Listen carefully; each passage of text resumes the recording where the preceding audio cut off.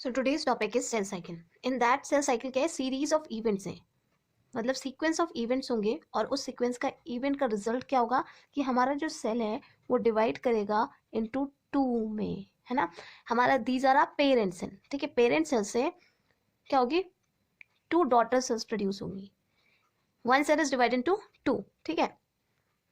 तो अब इस सीक्वेंस ऑफ इवेंट्स में होगा क्या, तो देयर ऑफ सेल साइकिल में देयर आर टू फेसेस होते हैं. वन इज इंटरफेस और another one is M phase, ठीक है. अब सेल को डिवाइड करना है, तो डिवाइड करने से पहले what they do, basically prepare करेगा अपने आप को. तो that interphase is known as preparing phase, ठीक है. Just like you are preparing for your exam, ठीक है. तो प्रिपेयर करेगा, तो प्रिपेयर करने के लिए ज़्यादा टाइम चाहिए यू, और एग्जाम्स के लिए you got a less time, ठीक है. तो देयर ऑफ अगर इंटरफेस, बेसिकली जो हम ह्यूमन में सेल साइकिल होती है, ह्यूमन का जो सेल है वो डिवाइड होता है टू डॉटर सेल्स में इन 24 आवर्स में, ठीक है. 24 आवर्स लगते हैं. तो उस 24 आवर में 23 आवर मुझे चाहिए सेल को प्रिपेयर करने के लिए और 1 आवर चाहिए डिवाइड करने के लिए, ठीक है. अमंग 24 आवर मुझे 23 आवर इंटरफेस के लिए चाहिए और 1 आवर एम फेस के लिए चाहिए, ठीक है. तो प्रिपेयरिंग फेस में होगा क्या, हमारा प्रोटीन का सिंथेसिस होगा, प्रोटीन सिंथेसाइज करेगा. दूसरा, हमारा प्रोटीन सिंथेसिस के साथ साथ डीएनए डबल होगा. तो बेसिकली डिवाइड करना है टू में, तो सेम मटेरियल सब में डिवाइड करना है, इक्वल इक्वल बांटना है. तो वी हैव बेसिकली सब चीज डबल होनी चाहिए, डीएनए भी डबल, प्रोटीन भी डबल, और there is of cell organelles का भी डुप्लीकेशन होगा. हमारे सेल ऑर्गेनेल, जो सेल में ऑर्गेनेल्स होते हैं like mitochondria, chloroplast, peroxisomes, all become double, ठीक है. तो ये इंटरफेस की कहानी. अब एम फेस में क्या होगा, बेसिकली एम फेस में दो फेसेस होते हैं, एक कैरियोकाइनेसिस यानी हमारा न्यूक्लियस डिवाइड करेगा, ठीक है. तो देयर अ सेल है, सेल के अंदर न्यूक्लियस होता है. अब ये न्यूक्लियस डिवाइड करेगा टू में, ठीक है. अल्टीमेटली होगा क्या, जस्ट लाइक दैट स्ट्रक्चर बनेगा, यहाँ पे एक न्यूक्लियस, यहाँ पे दूसरा न्यूक्लियस. फिर there is of another phase that is a cytokinesis, ठीक है, डिवीजन होगा.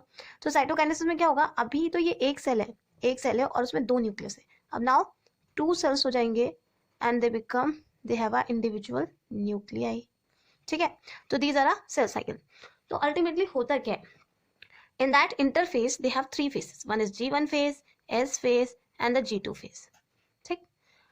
और M phase में one is karyokinesis, दूसरा cytokinesis. Karyokinesis में भी having of four phases, that is prophase, metaphase, anaphase and the telophase, ठीक है. ओके, तो अल्टीमेटली होता क्या है, फर्स्टली इंटरफेस में firstly G1 phase, then S phase, फिर आएगा G2 फेज, ठीक है.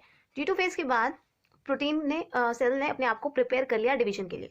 Now they go on to karyokinesis. Karyokinesis में first phase is prophase, then हमारा मेटाफेज, मेटाफेज के बाद एनाफेज, एनाफेज के बाद टीलोफेज. तो ये साइटोकाइनेसिस कंप्लीट. अब साइटोकाइनेसिस के बाद, सॉरी, कैरियोकाइनेसिस इज कंप्लीट. अब क्या करना है, साइटोकाइनेसिस करना है, ठीक है. हमारे सेल को टू पार्ट में फाइनली डिवाइड कर देना है. उसके जो अंदर का मटेरियल था बेसिकली वो डिवीजन हो चुका है. अब नाउ जो न्यूक्लियर मेम्ब्रेन के थ्रू हम टू पार्ट में डिवाइड कर देंगे. So there is of basically G1, S and the G2 phase. These are our interface. तो पहले इंटरफेस होगा, सेल प्रिपेयर करेगा अपने आप को, पूरी अच्छे से प्रिपरेशन हो जाएगी, देन दे गिविंग एग्जाम. तो these are our karyokinesis, prophase, metaphase, anaphase and the telophase. And there is a then cytokinesis होगी. लेट्स सी, इंटरफेज में वी नो दैट प्रोटीन का सिंथेसिस होगा, डीएनए डबल होगा and the cell organelles duplicate करेंगे. DNA double हमारा S phase में होता है, एस फेज में डीएनए गेट डबल लेकिन क्रोमोसोम सेम रहते हैं, ठीक है. Then interphase, okay, we know that, prepare कर लिया. अब नाउ कैरियोकाइनेसिस कैसे होता है, let's see. In a prophase, prophase में होगा क्या, जो न्यूक्लियर मेम्ब्रेन होते हैं वो डिसअपियर होने लगते हैं, ठीक है. न्यूक्लियर मेम्ब्रेन गेट डिसअपियर, ठीक है, डिसअपियर होने लगेंगे न्यूक्लियर मेम्ब्रेन. अब न्यूक्लियर मेम्ब्रेन डिसअपियर हो रहा है, साथ साथ क्या होगा, हमारा जो क्रोमेटिन मटेरियल है, क्रोमेटिन मटेरियल वो कंडेंस होगा, chromatin material condense होगा. See here, if see there is a cell, ठीक है, सेल है. In that cell, see this is a cell. अब इस सेल में क्या होता है, न्यूक्लियर मेम्ब्रेन होती है, हाँ, these are न्यूक्लियर मेम्ब्रेन. और न्यूक्लियर मेम्ब्रेन के अंदर न्यूक्लियोप्लाज्म होता है, ठीक है. तो जो न्यूक्लियस और देयर इज अ साइटोप्लाज्म.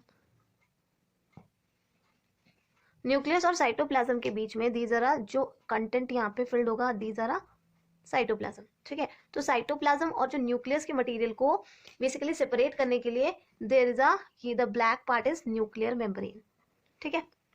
तो दीज आर अ सेल। अब प्रोफेज में क्या होता है इस सेल का, सी दैट, ठीक है। तो दीज आर हमारा ये न्यूक्लियर मेम्ब्रेन है, sorry it's a cell membrane. इस सेल मेम्ब्रेन में देयर इज अ जो ब्लैक पार्ट था न्यूक्लियर मेम्ब्रेन था। तो ये जो न्यूक्लियर मेम्ब्रेन है वो क्या हो जाएगी, डिसअपियर होने लगेगी, डिसअपियर होने लगेगी। और जो हमारे न्यूक्लियाई का मटेरियल था बेसिकली वो क्या होने लगेगा, वो साइटोप्लाज्म में मिक्स होने लगेगा, यस और नॉट। बेसिकली ये बाउंड्री थी जो साइटोप्लाज्म जो अंदर और बाहर वाले पार्ट को मिक्स नहीं होने दे रही थी। अब this nuclear membrane will disappear, तो ये जो न्यूक्लियस का मटेरियल है बेसिकली साइटोप्लाज्म से मिक्स होने लगेगा इन प्रोफेज। इनिशियली प्रोफेज में ऐसा होगा, अल्टीमेटली क्या हो जाएगा, पूरी तरह से न्यूक्लियर मेम्ब्रेन खत्म हो जाएगी, न्यूक्लियर मेम्ब्रेन डिसअपियर हो जाएगी और क्रोमेटिन मटेरियल कंडेंस होने लगेगा। That means it is a जो क्रोमेटिन है वो थ्रेड लाइक स्ट्रक्चर होता है ना, थ्रेड जैसा। अब क्या होगा, ये कंडेंस होगा। तो just like that these are nucleus. अब न्यूक्लियस के बाद जो जेनेटिक मटेरियल है वो ऐसे कंडेंस हो जाएंगे, ठीक है, इस फॉर्म में कंडेंस हो जाएंगे chromatin material. And there in that phase what happen, mitotic spindle form होंगे, ठीक है। माइटोटिक स्पिंडल फॉर्म होते हैं फ्रॉम द सेंट्रियोल। तो हमारे जो क्रोमोसोम्स बेसिकली हमारे सेल में देयर इज अ सेंट्रियोल, ठीक है। सेंट्रियोल ही आगे डिवीजन में हेल्प करेगा। ये सेंट्रियोल डुप्लीकेट हो जाता है, ये भी एक सेल ऑर्गेनेल है, ये डुप्लीकेट हो जाएगा इंटरफेस में ही। अब इंटरफेस में जब ये डुप्लीकेट हो गया तो ये दे में भी डबल, ठीक है, डबल हो जाएंगे। अब डबल होके इस प्रोफेस में ही ये अपोजिट पोल्स पे आ जाएंगे, ठीक है, opposite poles of the cells. और क्या बनाने लगेंगे, माइटोटिक स्पिंडल, स्पिंडल का फॉर्म करने लगेंगे, ठीक है, थ्रेड लाइक स्ट्रक्चर फॉर्म करने लगेंगे, ठीक। तो दीज आर प्रोफेज। अब प्रोफेज के बाद क्या होगा, there is a metaphase. In that metaphase we have to be see that there is a cell. अब हमारे जो सेंट्रियोल्स थे उन्होंने माइटोटिक स्पिंडल बनाना स्टार्ट कर दिया था प्रोफेज में। अब now what they do, basically they are जो हमारे क्रोमोसोम्स थे दे गेट अलाइन, और ये जो माइटोटिक स्पिंडल में से जो थ्रेड फॉर्म हुए वो इनसे जाके अटैच होंगे, ठीक है। So what we have to be say that कि they are lie on the metaphase plate, ठीक है, मेटाफेज प्लेट पे। तो ये कौन सा स्टेज है, मेटाफेज, ठीक है। प्रोफेज में क्या हुआ, हमारा जो न्यूक्लियर मेम्ब्रेन है वो डिसअपियर हो गया था। न्यूक्लियर मेम्ब्रेन डिसअपियर होने के बाद जो क्रोमेटिन मटेरियल है वो कंडेंस होने स्टार्ट हुए थे। अब कंडेंस होके क्या हुआ, देयर ऑफ हमारे जो सेंट्रियोल से स्पिंडल फाइबर्स निकले और इन क्रोमोसोम्स को अटैच कर लिया। अब नाउ व्हाट हैपन, अब इस मेटाफेज के बाद देयर इज अ एनाफेज। क्या होगा, ये जो सेंट्रियोल्स हैं ये क्या करेंगे, माइटोटिक स्पिंडल फाइबर जो है स्पिंडल फाइबर्स वो बेसिकली अपोजिट पोल्स पे स्ट्रेच होगा, सी दिस आर सेल। अब ये जो है ये अपनी तरफ बेसिकली अगर दिस आर टू क्रोमोसोम्स ये अटैच है, वी आर मूविंग, पुल कर रहे हैं, तो पुल करने से what happen, they are separated, ठीक है, तो सेपरेट हो जाएंगे। तो there is of see they get separated,